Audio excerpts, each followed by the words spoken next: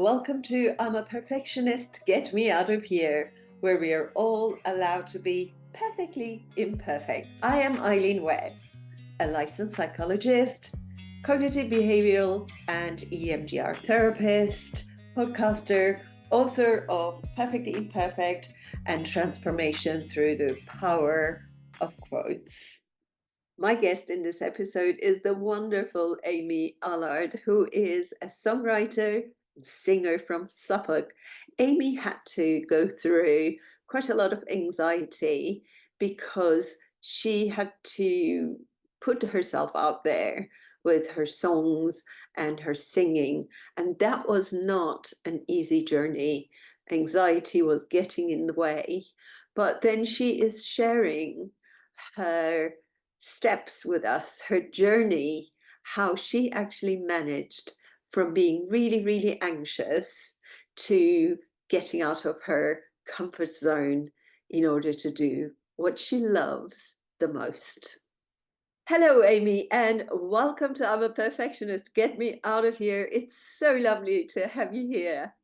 Hi, Aylin. It's so lovely to be here. Thank you so much for having me. I think the work that you do, your podcast, how you're helping people who are struggling with perfectionism, anxiety, things like that.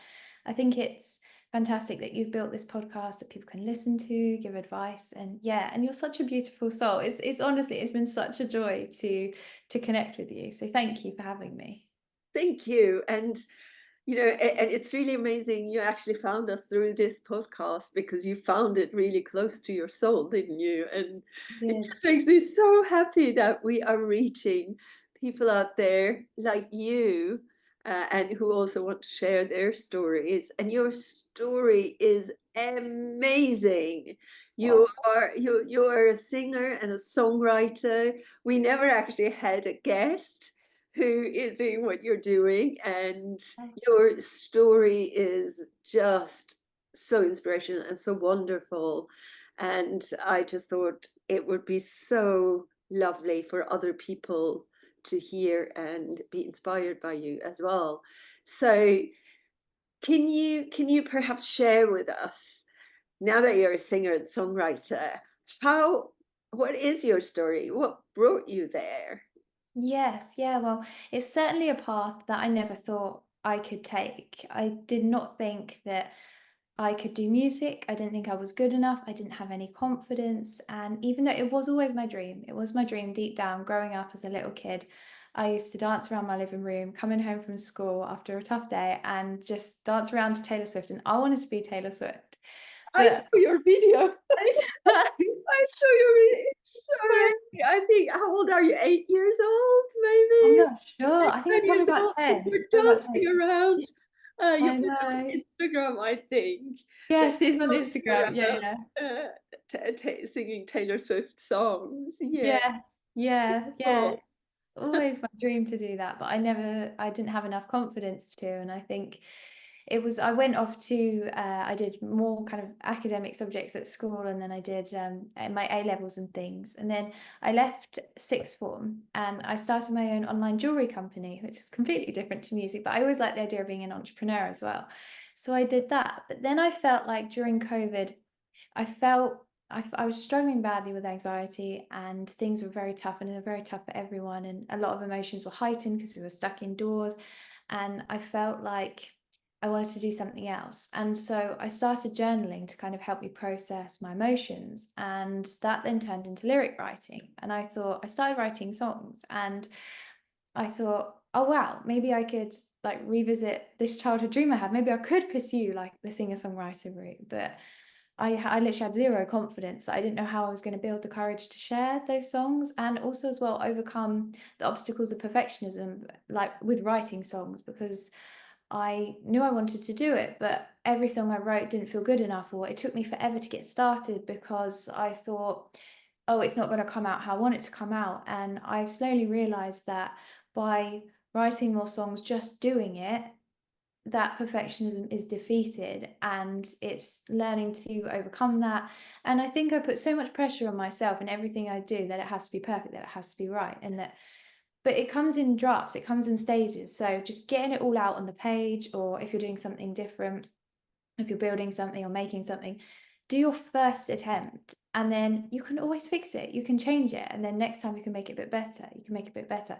So you can redraft and rewrite, well, with the song anyway, you can rewrite it.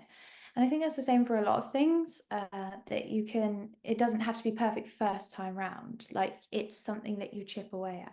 And that has really helped me to just get started. So yeah, now I found different ways, to kind of build up my confidence to go perform and do gigs and to share my music online, and also to promote my music online and on social media as well. That's something I've really struggled with because I never had any social media before I started doing music, because I knew it could be a toxic place, and I know there's a lot of comparison online, and I felt like, I think some of my anxieties and things have come from looking at other people's stuff and being like, oh, their life looks so cool and I'm not doing any of that. And oh, like, I'm worrying about what you're doing. But I think social media is a highlight reel. Like, you only see the best bits of people's lives. You see the bits that people want to share or they think is interesting. But there's so much that goes on behind the scenes. And I think struggling, even perfectionism with pieces of content, and like, oh, that wasn't quite right, and that caption should have been there, and I should have put it higher up. It's have a tendency to be very fussy, and you can waste a lot of time. But it's just doing it and doing it badly, and then figuring out how you can make it better next time. So there's quite a lot going on here, if I may. Yeah. You mentioned jewelry business. Uh, so it's amazing that you had already quite early on decided you want to run your own business. You want to be an entrepreneur. Yeah. And so as the jewelry business was going on, COVID hit. Yes. What I wanted to ask you is the anxiety that you Yeah. had Hmm. before. When was it? How did it affect your life? When did it start? How did it start? Was it from school, or have you always been an anxious child? And was it the journal keeping that actually started changing things for you? Yeah, I think the anxiety during COVID came from being like shut indoors and the world stopping, and it almost felt like I wasn't entirely sure what I wanted to do with my life, and like, friends were off at university, and I felt a little bit isolated, and I was running my business at the same time. My business was going really well, obviously, because all the shops were shut, so people were buying online, so it's great for my business. Oh, But fantastic. yeah, that was a lot of pressure because I was working on that. And yet I felt like I'd lost a part of me. Like, I'd always loved writing and running a business and things. You don't do a lot of writing and creativity. I love creative writing, I love poetry. And I felt like I lost a part of myself when I left sixth form. And I think reconnecting with writing, and I remember when I like picked up a pen and just started writing stuff like in my journal, whatever, like, it made me feel really emotional to actually have a pen and paper again, because obviously with my business, you're not really creative. Well, I wasn't anyway. I think you But with can be creative. jewelry, Yes, yeah. I But I guess suppose it's so. a different way to express yourself than Yes. And through poetry and songs, music. yeah. Yeah, I missed that part, but it was that helped me. And then it was doing music that really, really helped me, and doing something that I didn't think I could, and something that was always my passion. Like, when I was a little kid growing up, I used to tell people I wanted to be a singer-songwriter. And I think following my dreams is what lit me up and helped me overcome certain things. So that that really helped. So do you mean focusing on seeing yourself as a singer Yeah. of the songs that you're writing on a stage? The vision of that is Yes. that the vision of you standing on the stage. And I know that there are several pictures of you standing on the Mhm. stage, and some videos I've seen as well. You look absolutely, you fill that place. Oh, Yeah, that's so sweet. Thank you yeah, so you much. smash it. Yeah. And Oh. was it that vision of you standing there and singing your own songs that helped you overcome the obstacles, the fear of failure, the The Yes. fear of what other people would say, the fear Yes. of people's comments that, that might come on social media, or the comparison of Yes. other people on social media. Yes, absolutely. It was having that image in my head of me like on stage performing my songs. I love visualization, so I do it every morning. So I'll like visualize what I want, visualize playing at Wembley Stadium or something like that to like I'd bring like it to tickets. life. I believe in like law of I'd like attraction. tickets for Wembley when you get Yes, there. yes, absolutely. Yeah. Don't And forget me.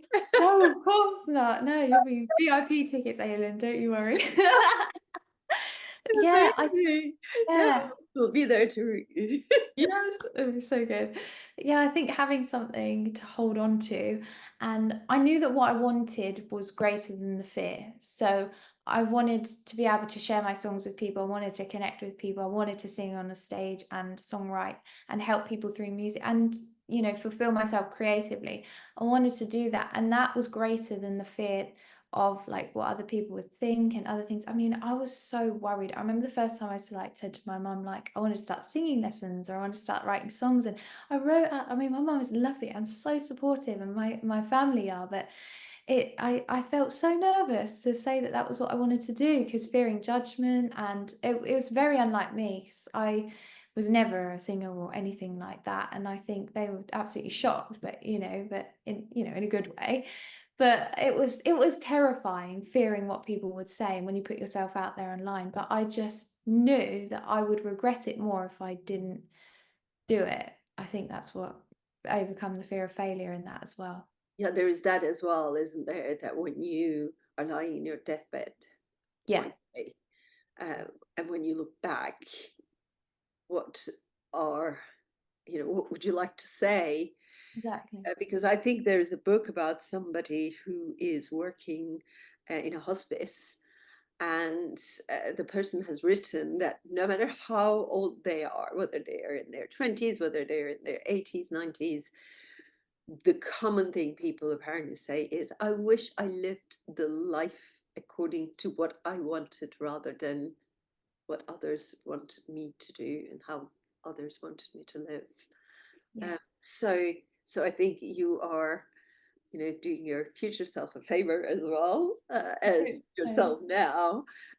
But talking about your songs, I wonder if, so much we have just mentioned so much about your songs and songwriting. How would you feel about just playing a little bit Yes, for our yes, of course. audience so they I'd can love also to. hear some Yeah. part of it? Yes, please do. Do you have something Yes, with you? yes, I do. I don't know how to play the recording or whether to play it. What do you think? Yeah, fantastic, of course. We'd Okay, maybe. just love to hear. Okay, Yeah. yes, yes, amazing. Maybe I'll play it on here actually. Oh, wow, you will.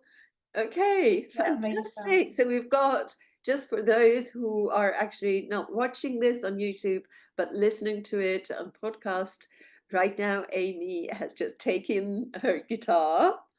Or maybe oh yeah, because people are listening, aren't they? Maybe I'll play it Yeah, at but the we, track. we also have YouTube, so we'll also put this on YouTube. I'll play the song for people who are listening on the thing. Actually, that makes more sense. Okay. All right. Yes, this is a song I released very recently called "Summer's Not for Goodbyes," and it's about if you've ever been in love or been happy but been worried about losing it. Like I think sometimes I worry about having good things, but worrying that they won't last. And if anyone's ever felt the same, then I wrote this song for them. I'll just play you a little snippet of it. Sure.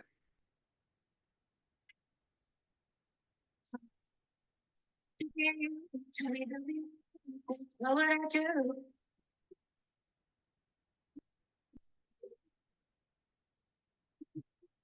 We can't really hear the music. Can you not hear it? Or maybe I'll play it then. That might be better. Okay, that might be better. We Yeah. can't really hear the music in the background. Okay. That's Sorry. no, please don't apologize. Let's go. Here we go. Summer's not for goodbyes. Eyes reflecting back, the glow of the moon, your tingling touch, lit a fuse. I could shout and run, but tell me what is the use? What is the use? Tell me what is the use? Dancing under the dim dark sky, eyelashes shimmer in the dying light. Come the sunrise, will there still be a you? Tell me there'll be a you, 'cause what would I do? Is this love, or am I dreaming, dancing in a daze? Could you be the one? Should I believe it's not a cliche? Summer's not goodbyes, baby. Will you stay? Amazing. You have such a beautiful voice as well. Thank you so much. Oh, you're welcome. Thank you so much. So what we can do is we can also add, I think you've got this on Instagram or YouTube or somewhere. Yeah. You can also add the full link for this Oh, song amazing. that they can actually listen to the whole song. Yeah. They love. Oh, thank you very much. If perfectionism is getting in the way of you living your life to the full, then check out my new book, Perfectly Imperfect: Cultivating Your Self-Worth in a Demanding World. It's based on cognitive behavioral principles. Where do you think your beliefs about staying in your comfort zone, where do you think they came from? This fear of failure. I must never fail. Otherwise what?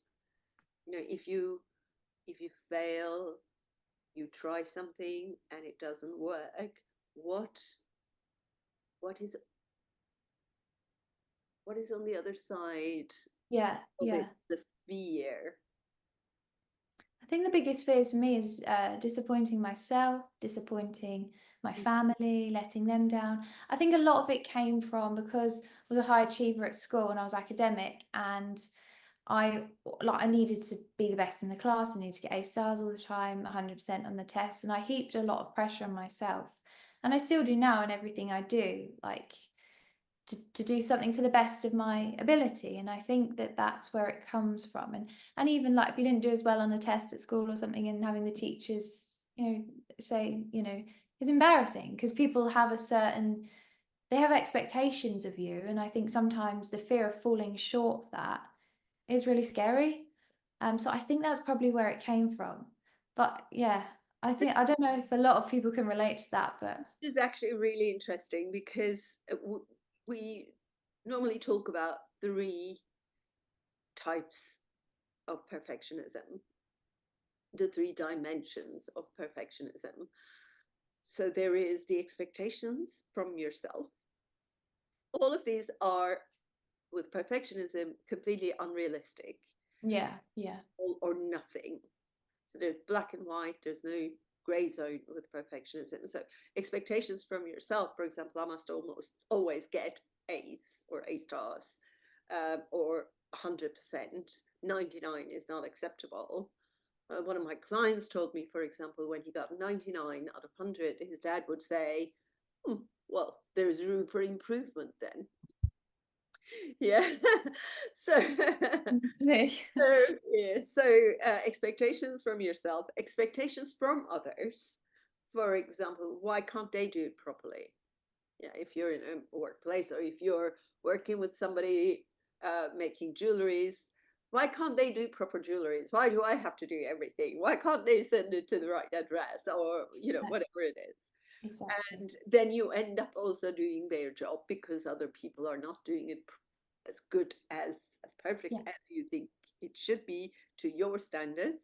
And then of course the third one, and the most dangerous one, is what we think other people are expecting of us. So we have this perception that, well, they would expect me to never say no to every time they give me a project, or they would expect me to always get an A. Otherwise, anything other than A plus or A star would be a disappointment for them. So we start making guesses of what they might be thinking or what they might be expecting of us.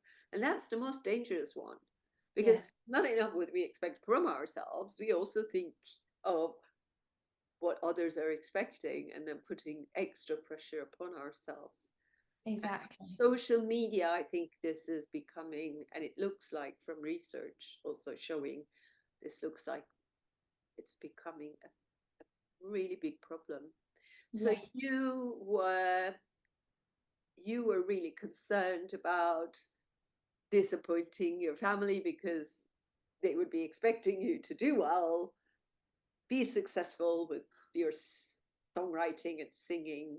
And yeah. if it didn't work or if you got some bad comments, do you get challenging comments and how do you handle them if you do? I do. I have had some really nasty comments before, and I think I'm sorry to hear that. that's all right. That's not your fault. I think the way I look at it is, I think some people just like to leave hate comments because it makes them feel bigger. And I think if someone, it makes them feel bigger about themselves, like, and I bet 99% of those people would not have the courage to tell you stuff to your face.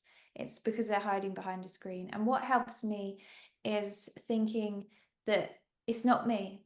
If they're leaving a hateful comment, or if they're saying I look ugly, or if they're saying that, I mean, if people don't like my music, that's absolutely fine. You know, you don't have to like my music. Or if people are just leaving hateful comments on purpose with just no substance to them, and it's a problem.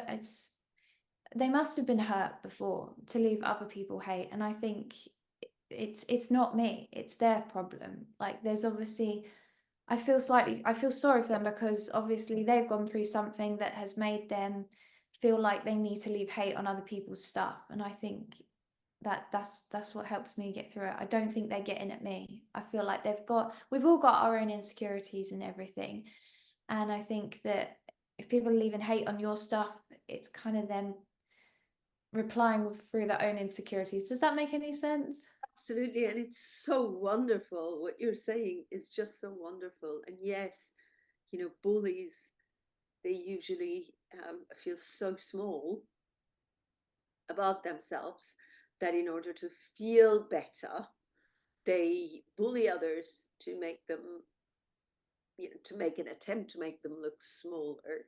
Yeah, Then it is only temporary because it only lasts for a few minutes, a little bit, and then there they go to their own reality, and then they start feeling low about themselves again, and then they have to do it again, and so yeah. they go into that cycle, but they're not aware, they're not self-aware of what No, they're doing. Uh, no. and on the other hand, it's such a shame because it causes a lot of damage and trauma on many people to Yes, be it's bullied, dreadful. unfortunately. Yeah, So we just want to help everybody, those who are bullying and those who are being bullied, to to help them understand themselves yes, more aware of what's going on. So yeah, yes, taking a distance sounds fantastic. yeah, This is yeah. not about me. No, Here I go. I just get out of my comfort zone, do what I love, put it out there. It's great when people love it. It's also okay when people don't. of course. Yeah. And Yeah, when they write things, common things about how I look or how I sing or anything, hateful comments, then you're saying that you just take a distance.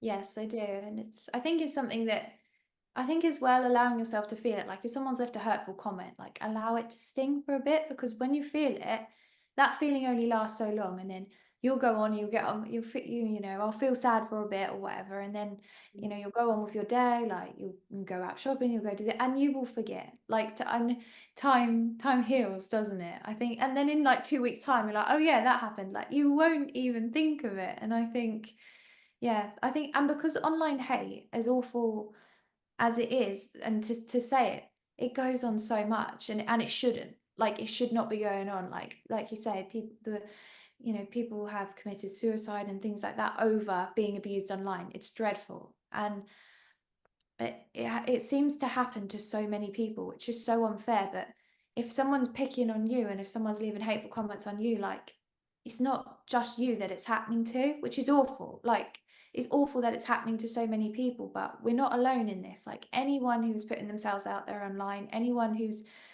this is something someone else said to me. It says when you start getting a bit of success, or when you start, gaining traction or whatever, that's when you will get the online hate, because more people are seeing your stuff, which is a good thing. Like, it's being pushed out to more people, therefore more haters are going to be, coming onto you. And I think it happens so much that it's not personal against me, because it happens to my friend who posts on social media, it happens to her friend, it happens to the other people I know. Like, it happens to everyone, and it shouldn't. It's awful, but it's not personal, I don't think. Some people just get a kick out of bringing other people down, and I think that's, if people were to dive deeper into that, it's probably because they have been hurt before. Yeah, and it happens. You're right. It happens to anybody and everybody, and uh, and maybe it's just looking at, okay, is there anything I can take from this? Even though it's said in a horrible way, is there anything that that is that that I can learn from this? Yeah. And then being able to just move on and not take it into your heart as Yes. it means who you are, because it isn't. You're so many things to so many people. Yeah. A friend, you're a daughter, you're a you're a colleague, you're a singer, we're all so many things to so many people, sisters and so on. So I guess that it's also important to think of ourselves as a whole, and not Yeah. that post. That post, one post, does not represent our whole being, No. right? No. So yeah, it's been just so wonderful to have this chat with you, and I'm sure it's been really helpful for everyone who are struggling to get out of their comfort zone. Maybe those who are writing songs, maybe those who want to go out there and sing, maybe those who want to start their own business in any way. Yeah. um, Maybe even those who would like to go and apply for jobs but are afraid Yeah. to go through that, uh, you know that process of interviews and so on. It's all about Yes. getting out of your comfort zone, but staying, as you say, staying focused on that end vision that you. Absolutely. Yeah, I think they're taking things in baby steps as well. So stepping out your comfort zone, but what helped me was thinking, like, taking the easiest step first. So like, if I wanted to sing at my guitar school concert, but I couldn't go from not being able to sing to anyone to walking on stage and singing at my guitar school concert. I just wouldn't have done it. Like, you don't expect too much of yourself, don't put too much pressure on yourself. But what I could do is, maybe I could sing to my guitar teacher, so just one person, and I could have the words in front of me. So my first go, I didn't even have to look at anyone, like, I didn't have to look at him. I could just sit there playing and look, and then I've done it. Right. So I've taken step one. Okay, then after I've done that, like, I'll sing without the lyrics, and then, maybe I'll try and make eye contact, and then, okay, once I've done that, I'll take the next step and I'll be like, I'll sing to my mum and my dad. So I'll have two people in the room, and then maybe gradually increase the number of people. And I think that can be applied to other things, like whether you're applying for a job or starting a business, or, oh, maybe I'll send that email to that person, or now maybe I'll make a phone call to that person. So it's, what really, really helped me was taking things one step at a time. And I actually found that it was fun. It was fun challenging myself and pushing myself outside my comfort zone and seeing what I could do, because I feel like sometimes, I mean, certainly I'd forgotten to step out of my comfort zone. I'd gotten used to the people I knew and what I was doing, and I'd gotten, yeah, comfortable, I guess. And it's so much fun to it's so Hey, much more exciting. Yeah. And I've met so hey, many new friends. It's opened up my world by being a bit brave and stepping out my comfort zone and walking up to people and saying hi and introducing myself to people that I would never ever have done that before. I think that, yeah, I think confidence can be built. I don't think you're born with it, because I wasn't. absolutely, absolutely. Confidence is not something we are all born with. Some of us may feel more confident about ourselves, but we can learn it. We can Yes. definitely build it. And and also I think that our brain was not wired to success. It's actually wired to keep us safe. That's why comfort zone is so nice. It's like, here we are safe. The brain goes, you know what? We're not dead. It's keeping it, well, let's stay here. Yes, And absolutely. so Yeah. it's the frontal lobe that we kind of need to go, okay, come on. We want to fulfill ourselves. We want to grow. We want to push ourselves a little bit more to see what we can, and You can do, and yeah. then a little bit more and a little bit more. Um, Yeah. you are so inspiring, really, just absolutely, absolutely beautiful. I wonder, since it's December, wonder whether we should finish off, unless you have some, unless we haven't covered everything that you feel um, that we should. If you have anything else, please do feel free to Okay. share with us. And other than that, I think maybe we can sing a Christmas song together. Absolutely. Yes. You know? Let's do it. Let's do it. You more than me, obviously. Which Any, anything else that you would like to share before we get into singing, and people might just go, okay, bye bye. at least we give them a warning. Eileen.